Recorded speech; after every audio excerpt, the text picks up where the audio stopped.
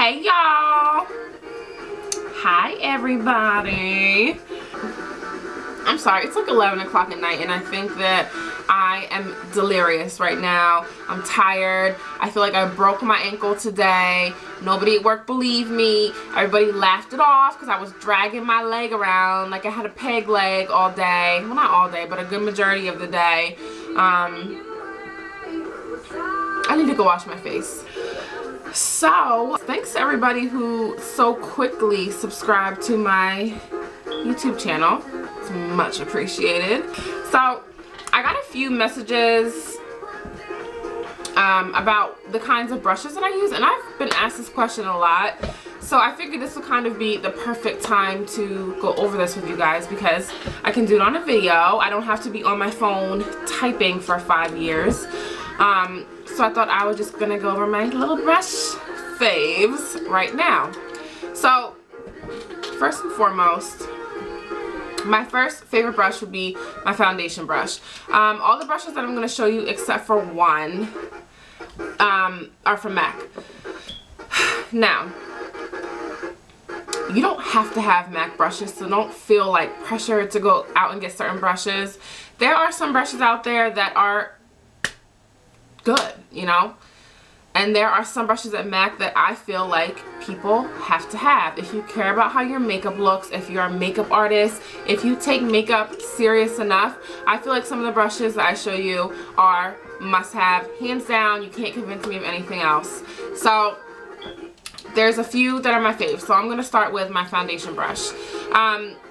There are two different versions of this brush. One version I use on myself, and the other version of it I use on clients, customers, friends, my daughter, whoever's makeup I do, I use a smaller version of this. So this is the 187 brush. This is a dual fiber brush, meaning it is two different hairs. The hairs on top work really nicely with wet consistencies.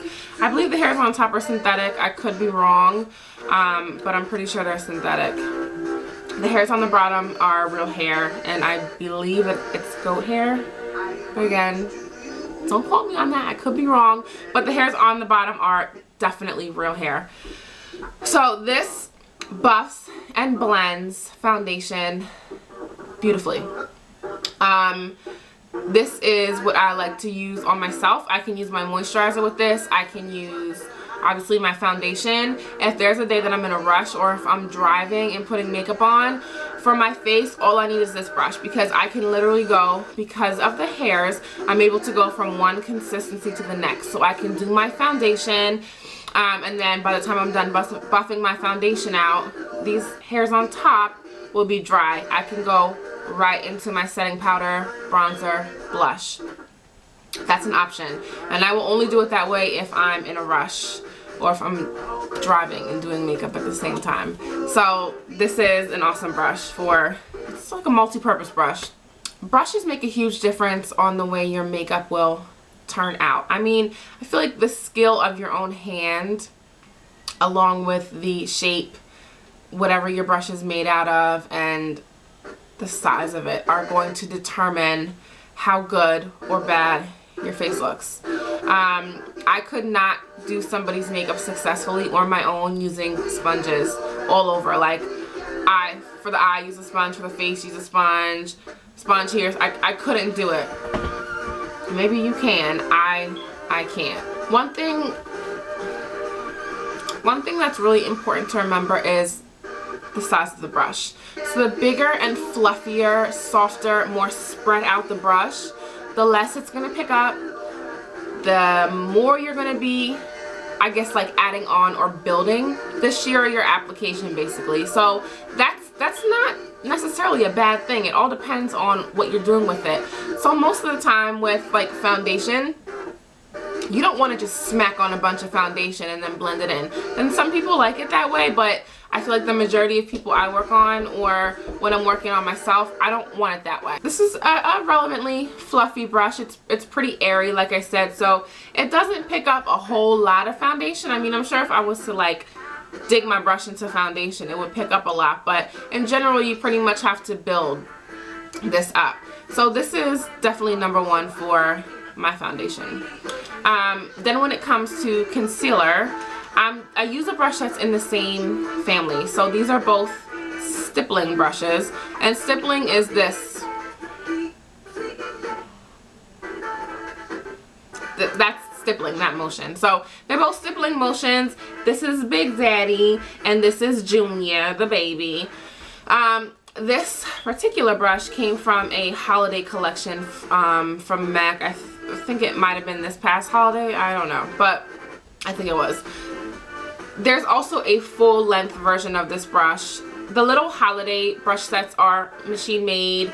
They're a blend of synthetic hairs, basically a lower grade or quality of brush. Some of those brushes, that's fine with me. Like, this brush is everything to me because of the density of it, and it's still a stippling brush. I also do use the full size version of this brush, but right now this is the one that I've just been using just because I grabbed it and it's just been sitting with my makeup ever since. It's very firm and it's compact. So if big and fluffy brushes blend and make everything soft and dreamy and gorgeous and whatever, airbrush, then a firm, tight brush is going to pack and push and pack and pack. It pushes it and packs it, which is why I like it for concealer. Not to say that I need more of this on my face, but when I pick my concealer up, my brush is going to pick up a little bit more. I use this for my concealer. If I'm highlighting, I use this for my highlight setting powder. So since it's firm and it's a stippling brush, it's going to push that coverage on my skin versus buffing it out. I will kind of like buff around the edges with it, but mostly when I'm using this, this is what I'll be doing. Since it's pushing, that coverage over the spots that I want, I'm actually using less. Like, it sounds like I'd be using more, but it's concentrating color, and wherever I'm stippling, it is concentrating all this color in that spot. So it's blending it in a different way, in a more full coverage way, I guess you could say, versus being a more buffed out way. These are my two powder brushes. This is the 138, right? Yes, this is the 138. It's a dome brush. It is incredibly soft. The hairs on this are like butter on my skin. This joint right here it's just so soft. This one, also real hair. It's not as soft. Go to MAC and like feel the two. You'll feel the difference. It's not as soft, but it still does a really good job. What I like about this one is the shape of it. Since it's that dome shape, I feel like it's a little more versatile. I mean, I could take the very pointed end of this and contour with it. I could reshape it to be flatter on top all the way around and highlight with it. I can set my foundation with it, and I can also do my blush and my bronzer with this. So the shape of this is, you can just manipulate the shape of this brush, which is one of the reasons why I love it so much, and it's so soft. So that's my number one brush. This is the 129, yes, 129. This is a more, I could say, budget savvy brush, whereas the 138 I think is like $50 or something like that. This one is $36. And like I said, you will feel the difference between the two brushes. Do they perform differently? In my opinion, slightly, yes. I feel like this really buffs powders on the skin so much smoother. And this one does it smooth too compared to like a synthetic brush. But I don't know, I feel like the grade of like the buffing is a little bit different. So like I said though, either way it doesn't matter. I use either one, but I guess if I had to narrow it down, it would be this one. This is $36. It still does blush. You can set your face with it. You can do your bronzer. You could contour with this. you can make it work. Just because a brush is like labeled for one thing doesn't mean that you can only use it for that one thing. So these are my 2 powder brushes. There are so many other shapes and sizes of powder brushes, but these are the 2 that I favor over all the other ones that I have or have tried. So these are must-have in my opinion. Eyes. If you know or care or are interested in makeup in any way, shape, or form, 224 is without a doubt a hands down must-have brush. It blends like a wet dream. It is an amazing brush. I have yet to find a brush that blends in the crease like this one, and the shape of this is, it's just such an awesome brush. Again, it's real hair. The thing that's so great about this brush, and this is a problem that I find with like crease brushes, is they're either too firm and they're synthetic, or they're too fluffy and they're just not picking up enough and they're synthetic. This one is kind of like right in the middle.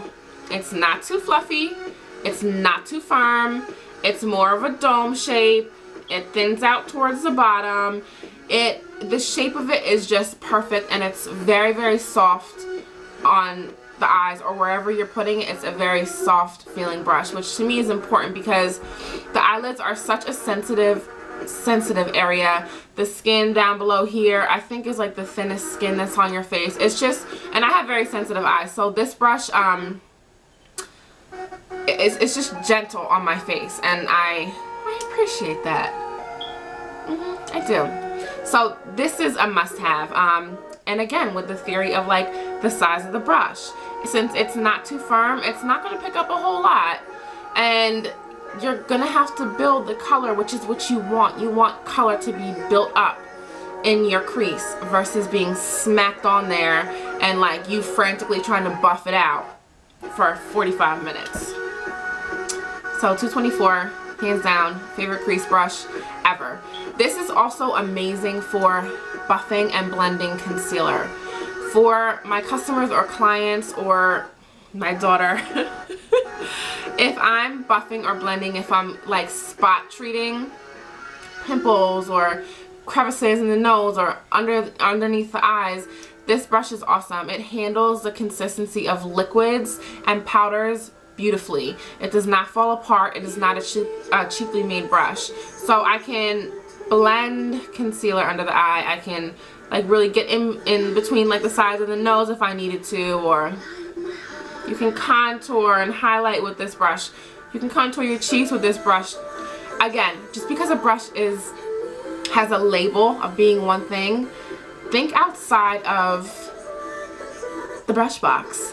Think outside the box and make these brushes work for you in ways that you never thought they could. So this brush is also really, really nice for blending, foundations, concealer, spot treating. It's just, get a million of them.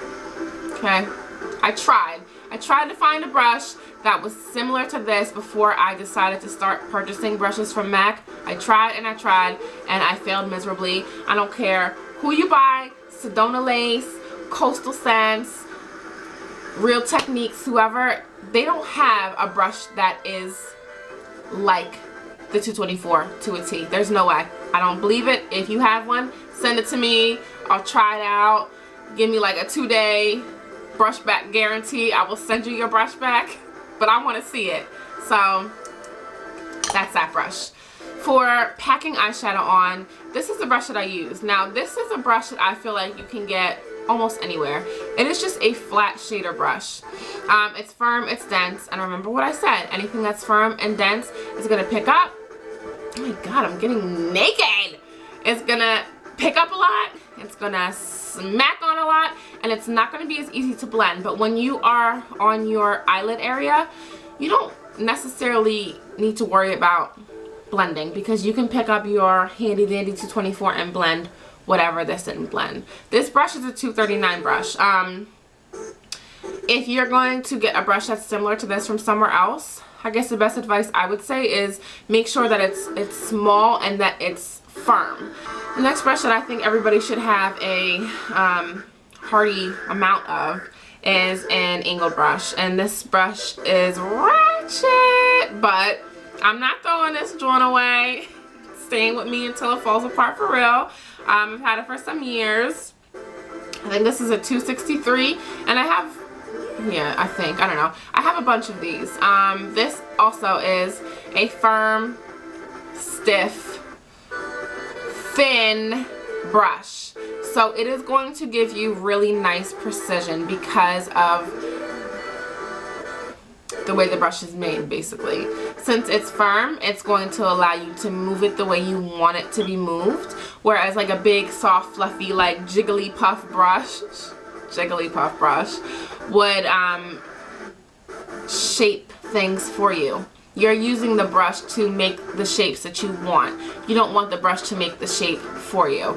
So this allows you to have the precision to make that shape that you want, whether you're doing your brows with this, or a wing liner, or just eyeliner, or if you're making a mustache or something. I don't know. Whatever you do with this brush, you want precision. And not to say that you don't have to go and get this brush from M.A.C. I'm sure there's brushes that are like this somewhere else. Sephora, Walmart, Target, CVS, Rite Aid, Walgreens, Dwayne Reed. I'm sure you could find a brush that's like this, but again, it's important to remember, nothing too long and flimsy and nothing too big and fluffy. But if you guys have any requests or what have you, definitely hit me up somehow, some way. You can send me a personal message if you'd rather that. Doesn't matter to me. I appreciate it either way. Yeah, so that's it. How do I end this video? Do I just say bye? Do I wave? Do I do something really cute like I gotta find something catchy. Maybe I just don't want to end the video. Maybe I just want to keep talking about everything. Maybe I like to hear myself talk. Am I a narcissist? Oh my god. And I am delirious right now.